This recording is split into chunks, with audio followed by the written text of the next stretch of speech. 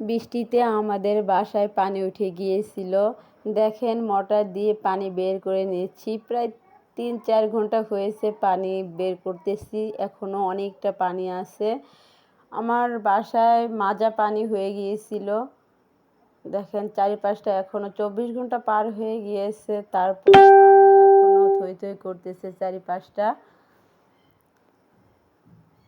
আমার বাসায় তো বিরাট বড় একটি সাপ, প্রায় 6 ফিটের মতন সাপ হবে, অনেক মোটা।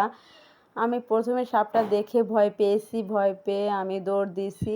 পরে চিন্তা করলাম যে সাপ যদি আমি ভয় পাই তাহলে সাপ বাসার মধ্যে থেকে গেলে আমার বাচ্চারা ভয় পাবে, কখন বাসার মধ্যে থেকে যাবে।